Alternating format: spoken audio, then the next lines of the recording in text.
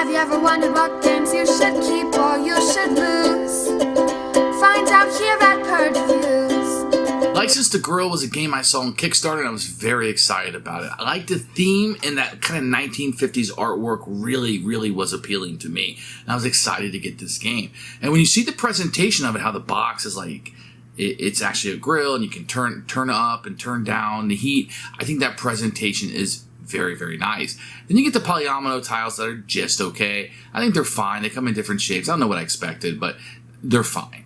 I think everything else kind of is down from that grill experience. But what about the game itself? The game plays rather too quickly. I think that it is just too fast. You're not doing enough recipes. You're only doing 4. So I feel like the dominant strategy sometimes is just to rush and get them down. I think whoever finishes the 4 is more than likely to win the game the majority of the time because the actions are just too few in the game. With that said, the actions are actually very straightforward. Do you want to sauce this? Sure, it's a point. Why not?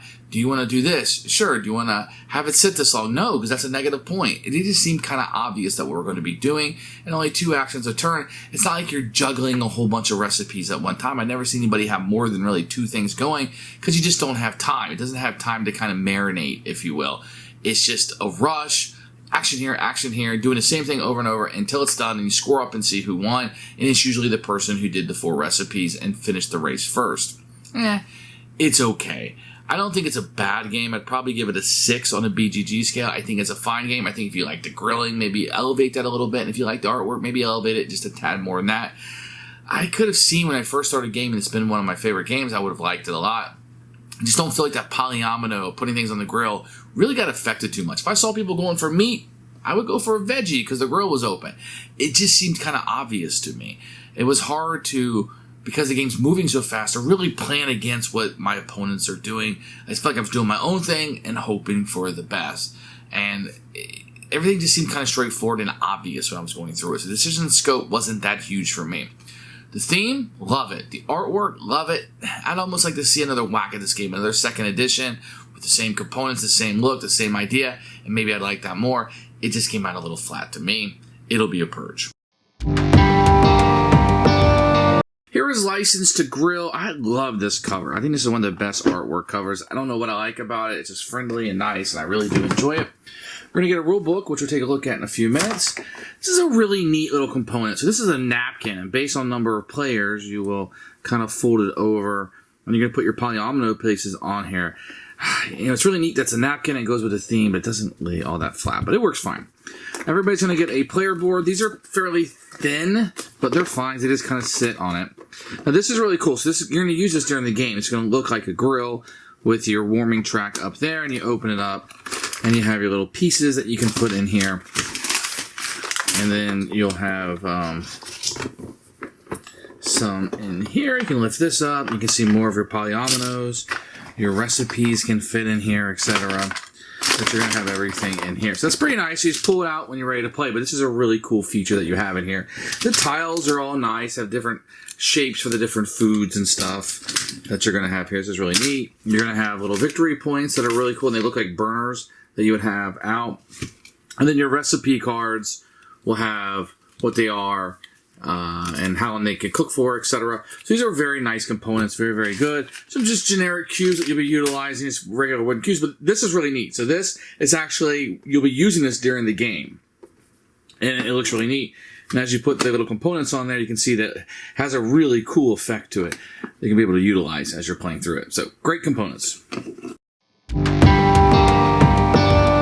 So here's the rule book, and when you open it up, you're going to get a picture of some of the components. It's like they were written with pencils, kind of a setup. For some reason, they didn't use color. It's very bizarre. And then they're going to start teaching you how to play by just playing the game. And it kind of goes through here, and this is a mess. And it goes through some of your options after every turn. You're going to do this, blah, blah, blah. And then they're going to tell you how to end the game, and then tell you all the actions that are kind of listed out. It's very weird. And the warming track and how that works is tacked on the end. I don't like this. It's really hard to reference. I guess at some point you can just go here and look at these action references, which is really what you need. But they just start kind of saying, hey, jump in, move these components around. I'm not like it. I don't like this rule book at all. I think it's garbage. You can learn it because the game is easy enough. You can learn it from this book, but the book does not make it easy to learn the game. So during the game, you're going to have face-up, like veggie recipes, and you're going to have some of these that are more meat-oriented if you wanted one of those. And you can always, when you take these recipes, you can always take it from the top of the stack or the face-up ones. So and you're going to take your player board in front of you and kind of keep all the food over here to the side. So you're going to have a preparation phase, a rest phase, and then you're going to have the grill itself over here. So when the grill starts out, it's going to be on the one flame.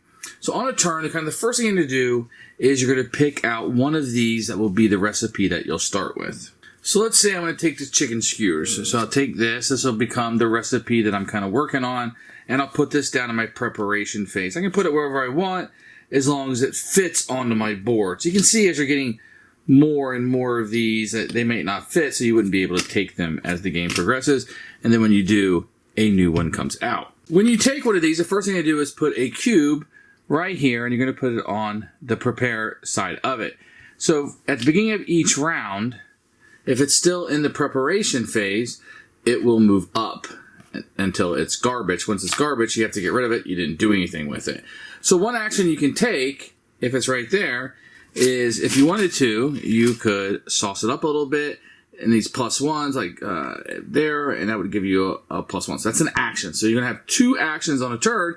So I've already spent both my actions. I picked up a recipe, so now I have it, and I seasoned it a little bit. So it'll go around the next person's turn to their turn. Then this will move up 1. So say I wanted to spend another action of sauce, I could do that because that's going to give me 2 victory points on it. And then because there's really nothing else for me to do in this phase, maybe for my next action, I'll go ahead and throw it up here. The red ones have to go in the red, and the green have to go in the green. And the yellow can go on either side. And you have this warming up here that kind of works too. So that's called when you're cooking it. So when you go there, you can move this up 1 or 2 to make it hotter. This means that it's going to cook faster. So the white is going to be the lower portion of this, and the red will be the warming, which will cook a little bit slower. So right now, because it's on 2, I'm going to put a cube here to signify that's now cooking. So every round, it's going to move up 2 spaces and go quicker. Once again, if it gets to the end, I'm going to throw it away, but you can see there's 1, 2, 3, 2 victory points on here. So you want to get it up to the maximized victory points. So for another action, I can also sauce it, because I have a little place right here, and I can put a +1. That's another action. Then it would go around. And because it's on 2, it'll mark up 2, and now it's on a 3. So maybe I want to take it off and put it in the rest. When I do that, I put a cube on the bottom. Now, if I let it rest too much and let it leave out, it's going to become negative points, -1 and -3. So for another action, I might want to take this off. When I do that, I'm going to put it here on the napkin. Now, this napkin is set up based on the number of players. I can place it anywhere that I want.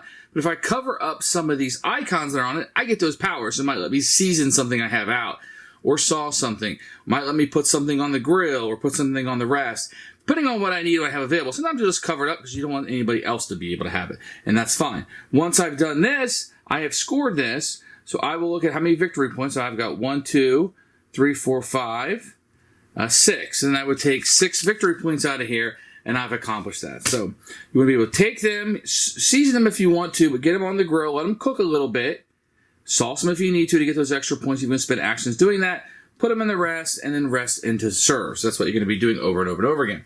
When 4 of these, somebody has done 4 of these recipes and they're finished, then the game will end, and then everybody will have an equal number of turns. You'll score up, and whoever has the most points is going to be the winner of the game.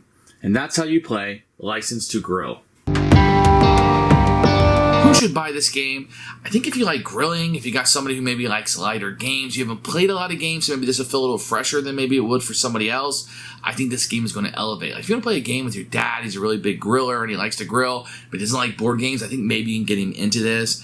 I think it's a fine family weight lighter game. It just didn't have enough that we're looking for. We have a big game collection. There's other polynomial games that we would go to. Although I did really like this theme, so it's kind of crushing to me that I'm not going to be keeping this one. It's going to be a Purge.